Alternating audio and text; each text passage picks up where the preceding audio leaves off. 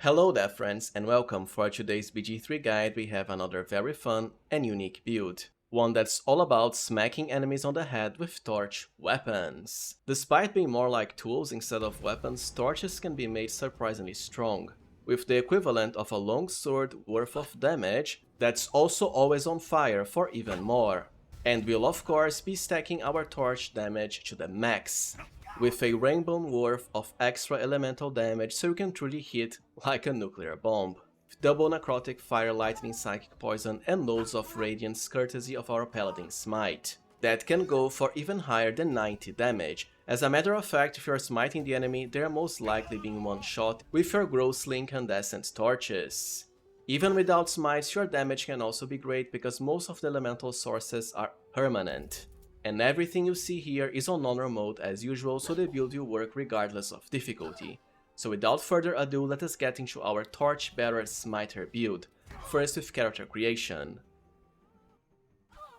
For race is the usual choices: Wood Elf or Wood Half-Elf for higher movement speed, which always helps melee characters the best, Githyanki for more skill proficiencies, or even Gnome for more spell tanking potential.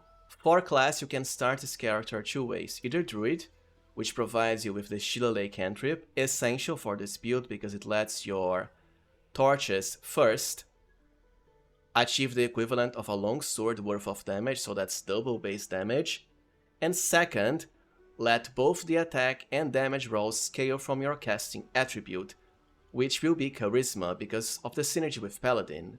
As you'll have infinite uses of this, it will always be in effect.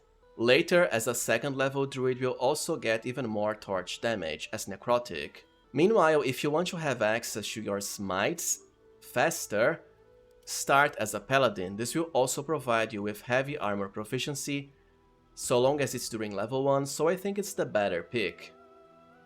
After all, reaching level 3 in this game is super fast and can be done with minimal battles, even on honor mode. For your Oath, my preferred pick is Oath of Vengeance.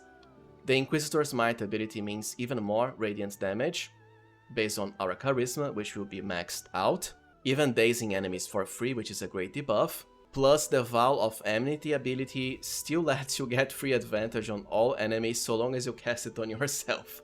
What can I say, it's been that way since release. For your stats, Charisma is the most important one, so assign a +2 at character creation and start with 17, assuming this is the main character.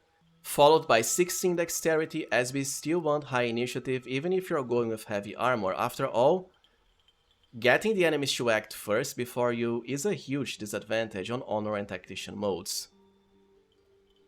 Then 14 constitution just to be safe. The remaining points can be anything you want. I'll just go with wisdom as you'll be multiclassing into druid, but it doesn't really matter much. For your background, guild artisan as always. This way, when it comes to skills, we'll have persuasion, combined with our high charisma, that will be enough for dialogue checks.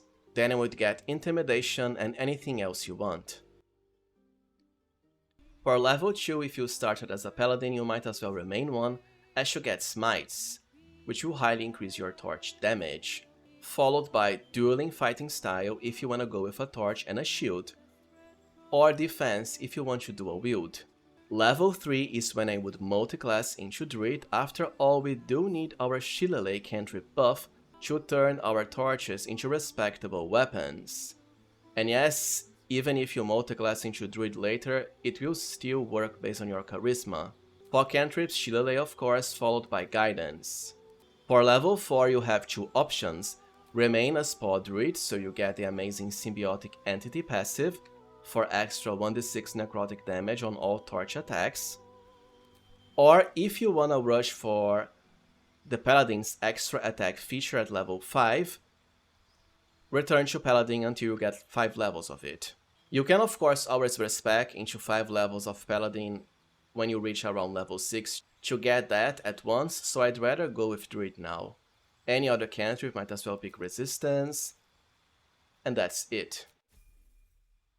Then I return to Paladin levels, with the highly cheesy Vow of Enmity ability. For our first feat, we are getting it kinda late by virtue of multiclassing, but my preferred choice is Savage Attacker, The reason is simple, with this, you'll get to automatically reroll every single source of extra elemental damage you have, and well, we have loads of it, for way higher damage on average. You can always go with Alert if you prefer, but we can make up for it with some gear bonuses. Level 7 is when we finally get extra attack. As I said before, you can get this earlier if you prefer, so long as you get at least one level of Druid for Shillelagh. Level 8 is when you would enter into Fighter because it's one of the best multiclassing options and we already have everything you want from both Druid and Paladin.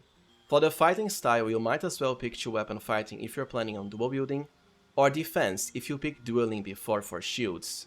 Level 9 is huge because action surge is that good even on honor mode. And as far as level 10 for our fighter subclass, champion of course, because by this point you have loads of extra critical chance bonuses from gear.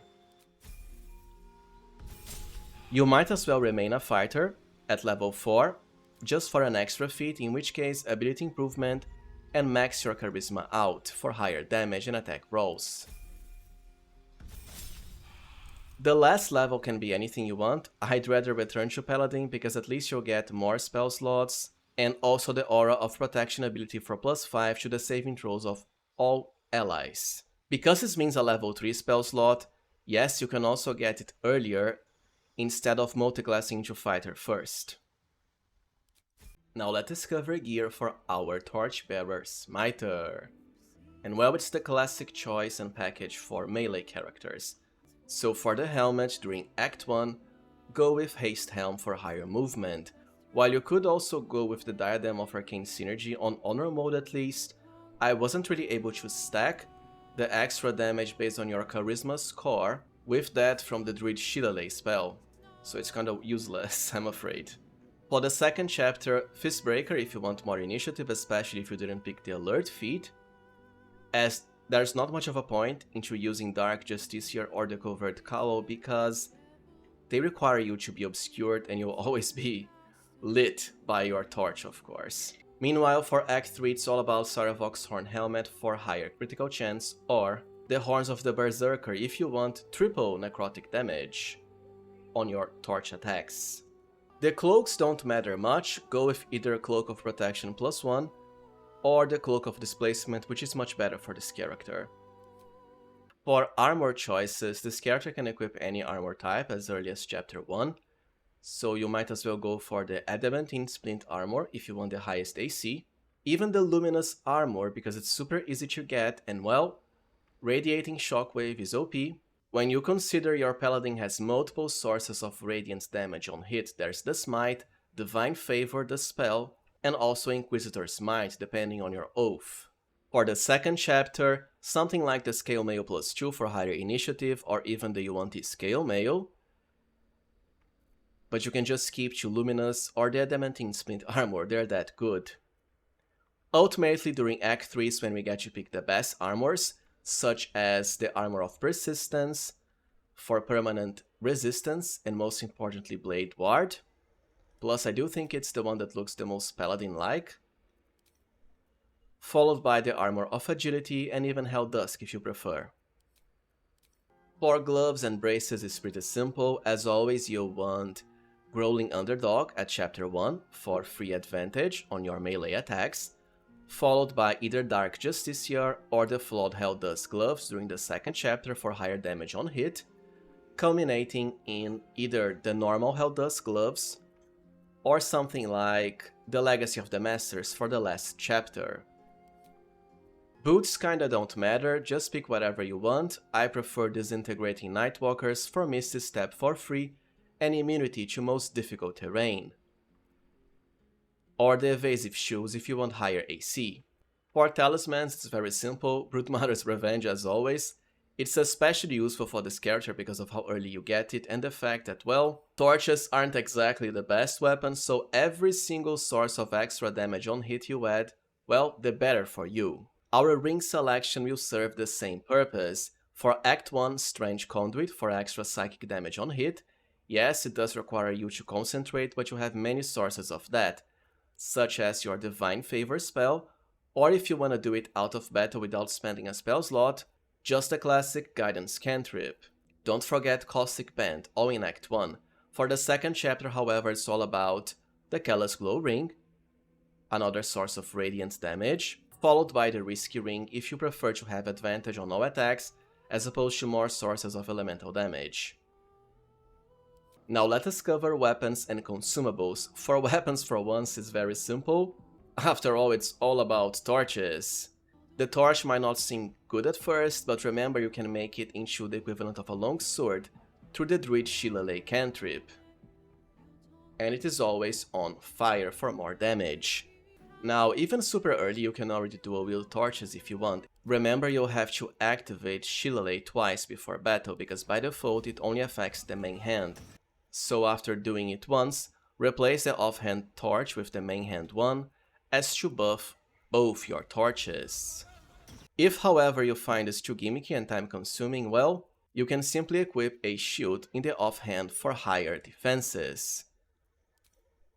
Or just the Knife of the Undermountain King, all during Act 1 for higher critical range. Considering how high your damage can be with multiple sources of elemental damage, everything doubled on critical hits, it helps to have high criticals. For the second chapter, it's mostly the same, except if you're going with shields, be sure to equip the Sentinel shield for the highest initiative boost. Act 3, however, is when you finally get new options, starting with, at long last, a torch upgrade. It's all about the Torch of Revocation now. It's essentially the same as a normal torch, except first it deals an extra 1d4 necrotic damage, while still keeping the 1d4 fire, and also comes with a +1 weapon enchantment. If you're wondering, the second one is from the Drake Throat Glaive buff, the same for 1d4 lightning damage, while the last +3 comes from the magic weapon being upcast from another character. Another interesting choice in Act 3 is the Belm Scimitar for the offhand. This way, through its unique, perfectly balanced strike special ability, you'll essentially get to make another full main hand torch attack at the cost of a bonus action, kinda like dual wielding, except it's just main hand attacks. As far as ranged weapons is the usual, for Act 1 Bow of Awareness for higher initiative, then during Act 3, either Hell Rider for the same purpose, or most importantly Deadshot for the highest critical boost. Lastly, as far as consumables, Bloodlust is as usual the best, even in Honor mode, but if you wanna save a few of them, you can also go with the Elixir of Viciousness for higher criticals, or Colossus for higher damage on hit. Well, alright friends, so this was it for my Torchbearer Paladin build and guide. If you found it useful, as always, please remember to like, subscribe, and also consider becoming a channel member if you can. I highly appreciate your support. Thank you for watching, and see you next time, friends.